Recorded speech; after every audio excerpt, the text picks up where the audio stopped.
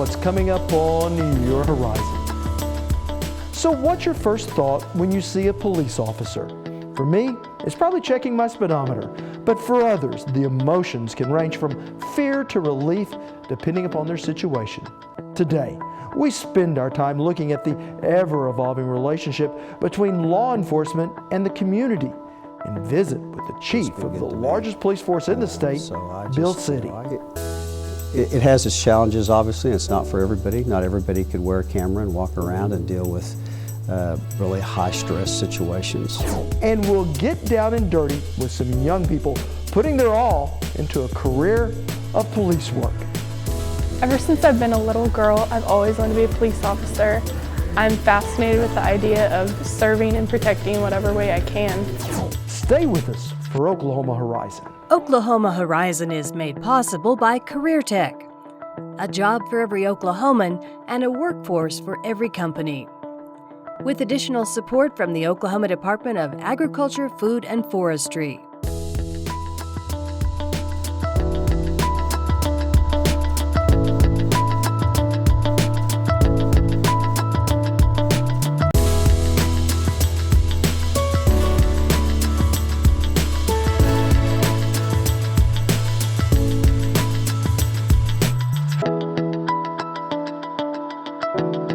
Hello everyone, thanks for joining us here on Horizon. I'm Ron McClendon. Well, every single day, police officers risk their own safety to protect ours. But in the court of public opinion, law enforcement is increasingly on trial, leaving many of those in blue feeling black and blue from all the scrutiny. Today, our focus is on the challenges of 21st century policing, and no one probably knows it better than our first guest. Oklahoma City's police department is our state's largest and oldest law enforcement agency with close to 1,200 sworn officers, whose jobs can be both rewarding and challenging, all within the same day. It's not for everyone, but for those who do wear the shield, it's an opportunity to serve their community in situations most would run from. Since 2003, Bill City has served as Oklahoma City's police chief. When the city manager was gracious enough to offer me this job, he said, I can remember like it was yesterday, he said, you can do 15 years, right? And I laughed. I said, there's no way, 5 to 7. And that was 13 years ago. In the ensuing time, police departments like Oklahoma City have faced a growing number of challenges: domestic terrorism, racial strife, and mass shootings. Yet for officers like Chief City, it's a job he can't imagine not doing. It's a great profession. It's a lot of fun. It really is. It's one of those professions that you don't have to compromise, your beliefs and those types of things. You're working for the community. You're doing good for the community. You're helping people, saving lives. It's a good career, and it's been good to me. I sat down with Chief City in the newly opened downtown headquarters to talk about law enforcement for the 21st century. You know, every day your officers face challenges that police officers have faced for decades. But, it's a hard job, but one that seemingly is only getting harder because of mass shootings, domestic terror, and even some of the racial tensions. How has policing changed in the time that you've worn the badge? Probably the largest change is the obvious one, and that's technology. The scrutiny of officers has changed quite a bit since I first came on. There's a lot more accountability within the profession. I think that's all for the better. The moods or the ideals or the values of a community change. I mean, over a 30-year period, some of those things change. So as a result of that, laws change, requirements that officers have to adhere to. We've changed policies and procedures as far as use of force, those types of things. How we use force has changed dramatically. That's probably one of the most high-risk areas to a police department is the use of force, which is one of those things that we have to do. We have to use force at times. But the scrutiny of those types of things, and especially right now that you see going on across the country, is extremely high. And hopefully it'll make us better. But other than that, the technology we have to fight crime, the technology that the people we're trying to catch, They're using the technology as well, so you know, we have to keep up with the technology to be able to analyze those types of things, forensically examine cell phones, iPads. I mean, the criminals keep a lot of stuff on their phones, their smartphones, photographs, those types of things, which is evidence. So we have to be able to have the technology and the training to be able to take advantage of that. Mm-hmm. Talk to me about the psychology of an officer who knows that at any given moment when he's out, life can change just like that. Well, it's been a long time since I've been on the street. I can tell you that officers who are on the street are constantly going through scenarios themselves, what ifs. You have to be able to prepare yourself because there's so much that you don't deal with on a regular basis that can happen at a moment's notice. Your life could be threatened, somebody else's life could be threatened. It's a profession. If you're on the street and you're taking calls for service, and in many cases, somebody's life may be at stake, it's a roller coaster ride of emotions. I mean, your stress level is up and down. The adrenaline is up and down constantly if you're in that police car. At the same time, you have to be able to control that, and you have to be able to control it to the extent that you don't drive too fast to a call, because that's just as dangerous in many cases as pulling that firearm out. So officers have to really try to maintain control over their emotions as much as possible. But they make split-second decisions, and I can tell you the training is very, very important, and that officer going through different scenarios as to what he will do if this and this and this would happen. You have to be prepared and you have to be trained, and we try to do as much training as we can. Again, you can't train for a real-life scenario. Hopefully they've learned a lot through that training and their reactions are appropriate. You mentioned the use of force. In comparison with other developed nations, American law enforcement is lethal. I mean, shoot dead more people than there are days in the year every year. The flip side of that, 50,000 officers are assaulted every year, 50 are killed in the line of duty. Do you contribute that to the amount of guns in our country? I think you have to almost, because you look at some of the differences, and one of the major differences is the availability of firearms in this country. I think the big difference, you have to look at it. I mean, the big difference in the deaths as a result of firearms, or deaths at all, compared to other countries, is the availability of firearms in this country. Mm-hmm. Do you feel different about concealed carry versus open carry? I really do. The only reason I feel differently about it is that if somebody carries it openly, people around them don't know who that person is. They don't know what state of mind that person is. They don't know what state of intoxication that person may be in. So it makes people afraid. Just having the open carry makes people afraid. I don't think that's the way our society should be. Concealed carry, I haven't been against that, but you have to be somewhat concerned because a lot of the checks and balances aren't there to make sure that the right person is allowed to carry that firearm. I mean, they go through a process, but it's not a very, very strong vetted process. You really can't train somebody when and how to use that firearm. I mean, we go through extensive training with police officers, and in many cases, we still don't react perfectly in those types of situations. So I think in some ways it puts a lot of people at risk. Overall, I don't oppose the concealed. I really don't see a reason for the open carry at all. If I was a bad person out here, I'd want to know who was carrying the firearm. I love open carry. I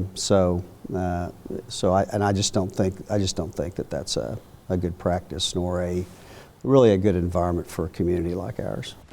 Now, a little later in our show, we'll look at just some of what it takes to go into law enforcement, and we'll meet some young people putting their heart and soul into it. But when we return, I asked the chief about the role community policing plays in dispelling the growing racial tension around the country. You're watching Oklahoma Horizon with Rob McClendon. Weekly insight into your changing world. Well, attitudes toward law enforcement often come down to something as simple as the color of your skin. In a national poll, 59% of white Americans report having confidence in the police, but only 37% of black Americans do. It's a distrust that we've seen play out on the streets in city after city when police actions lead to a powder keg of racial tensions. I asked Chief Bill City how OKCPD has avoided similar turmoil, and his answer comes down to just 2 words: community relations. Well, you know, I like to think that one of the main differences is the fact that we just really communicate well. The minority community, city government, the police department really have an open lines of communication throughout the year. We don't, you know, you don't wait for something bad to happen. I hope that the minority community feels like, in general, that they are treated more fairly by our department than I think you've seen in some places across the country.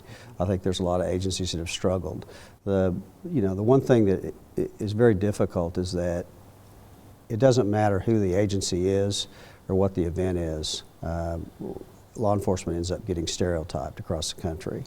And it's just, if you take a Ferguson, for instance, you shouldn't really compare Ferguson to a major city police department like Oklahoma City. Training's different, the people we hire are different, much more professional. There were a lot of problems and issues in a Ferguson. It's a much smaller community, less professional, obviously. So it's very, very difficult. Although that's what's happened. There's a lot of things that even discuss officers when we see the videos, and how bad that was, and how wrong it was, and how the officer reacted poorly in some of those cases. Not all of them, but in some of those cases, and all of law enforcement gets lumped into that as not being trained well, or not dealing with the African American community as well. So it affects us here. The relationship gap between minority community and like law enforcement's always been fairly large. I mean, when I came down here 38 years ago, there was a distrust. I mean, it was historical. It was something that had gone from generation to generation. If you look back into the 50s and 60s, and even further back, there was a tremendous amount of discrimination in the way the minority communities were treated.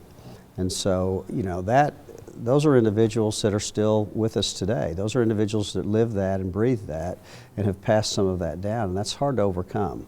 It takes, you have to work at it very, very hard. And I think we do here. I think we have a very strong minority community, and that's willing to communicate about the issues, and a government here that's really willing to listen and try to make changes for the better. So it's really about communication. It's really about developing those relationships and trying to have them.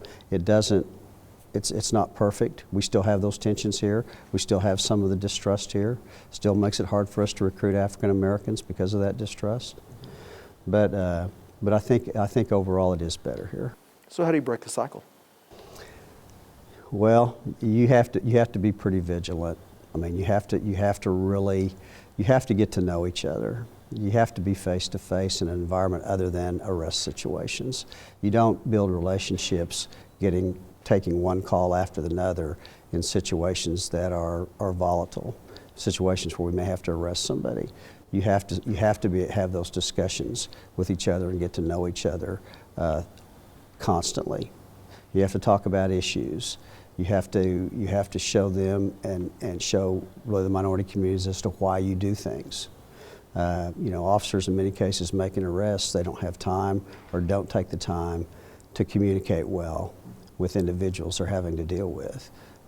You have to take some time to do that. You have to take time to sit down and say, this is what we're up against. This is how we could use your help. This is why we do things. And at the same time, we have to listen to what their concerns are and what their feelings are, because those are very real.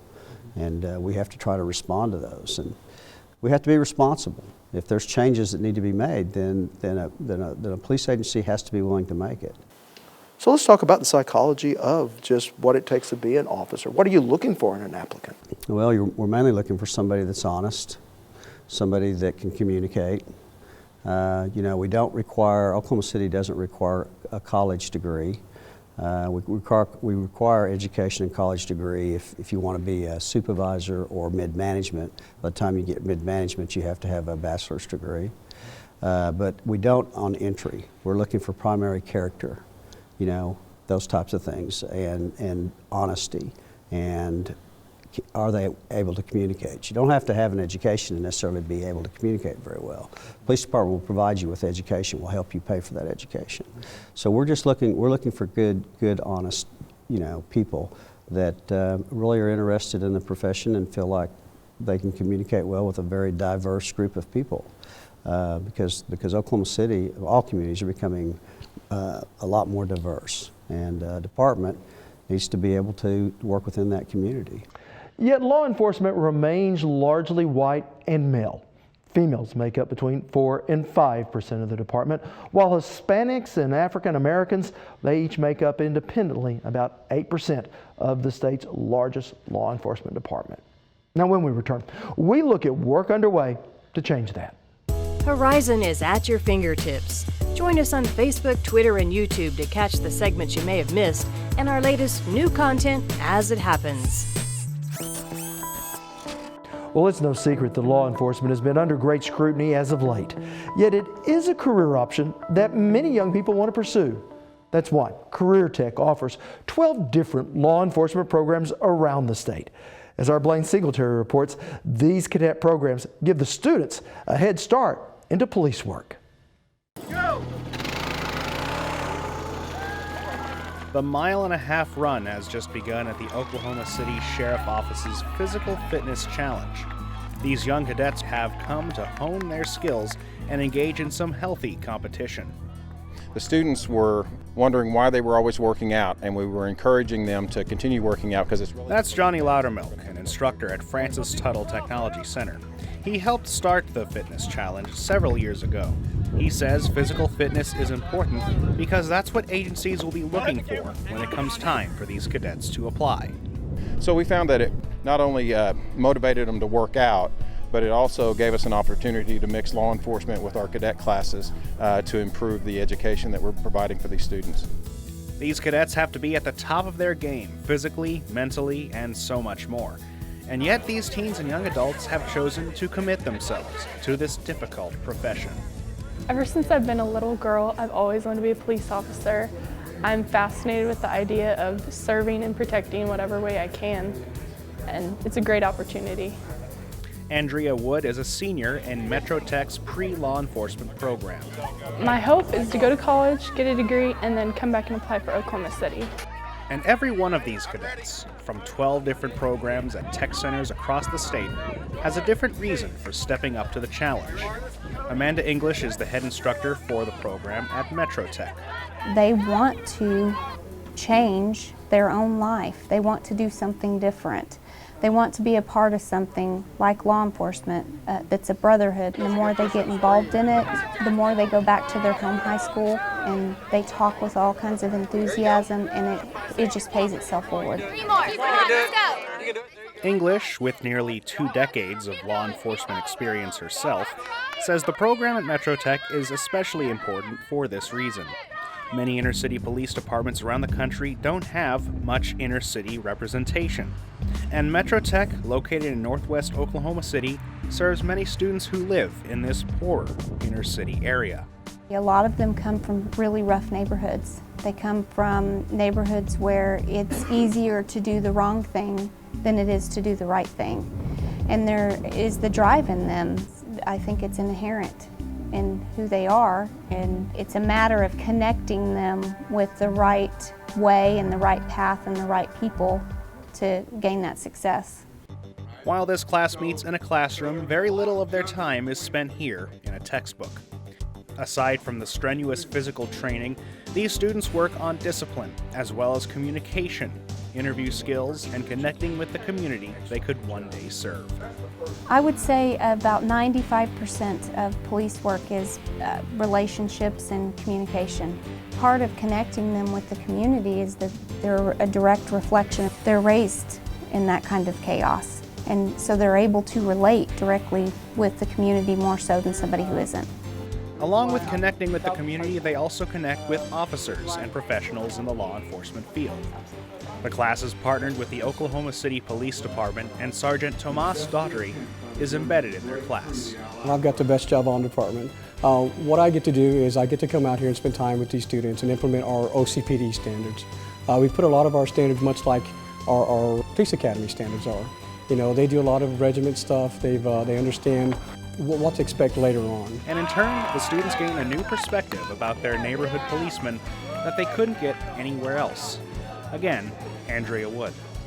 What I wasn't really expecting was, I think after getting to know all the officers, it was just seeing such a human side of them. You know, it's just something most of the community doesn't always get to see. They come in with their uniforms on, all shined up, and you feel that little sinking. But then, like, you know, he'll just tell you a story about all the outwork. You know, they're always connected into the community, and you just see that they're people. And the biggest thing they gain is a community of their own. Over time, these cadets band together and form their own unit. They actively encourage each other to conquer the task at hand. After you've been on the ground doing push-ups with them or running around just motivating each other, you really feel like a family, and it's a bond that you can't break. It's that bond that will carry them through even the toughest challenges law enforcement presents. And Amanda English says, times have never been tougher. At the end of the day, I'm absolutely proud of each one of these students for making a decision like this when it's not popular. It's not any secret that being in law enforcement right now is not a popular choice. So it's actually helped me grow. I've learned more from a group of high school students probably than they've ever learned from me. It's true grit that got all of these cadets from all over the state to this point. And Sergeant Daughtry says it's that same determination that will continue to push them ahead. Again, this is their opportunity, this is their dream, and we're simply here to kind of help out in any way we can. And we hope that they'll one day be able to wear this uniform. Now, if you'd like to see some of the cool things these students get to do, I do have some links to past stories that show the hands-on skills being taught in Career Tech classrooms around the state. Just head over to okhorizon.com and look under our value-added section. Want to see more stories like this? All our segments are streaming on our YouTube channel at Oklahoma Horizon TV. In recent years, we've seen a dramatic rise in the number of mass shootings, many that can be directly traced to the convergence of guns and the mentally ill. As we conclude our conversation, OKC Police Chief Bill City talks about some of the new challenges that law enforcement face. We have a tremendous amount of untreated mental illness here in the state. How much of an impact does that have on your department? Well, the impact's becoming greater and greater. Our mental health calls has probably more than doubled, just over a 3 to 5 year period. There's a high percent of persons using drugs that are self-medicating as a result of mental health issues. Those are the kind of things that officers are called to, people in crisis, whether it's a mental health crisis, a person on drugs, or a combination of the two. And tough situations for officers to handle. And the one thing I think that's misunderstood about that, though, is in most of those cases, those individuals aren't violent. It's basically they just are out of control. Not really a threat to themselves or anybody else, but it's a problem. It's somebody a parent can't deal with, or somebody just who can't function well, but aren't really violent.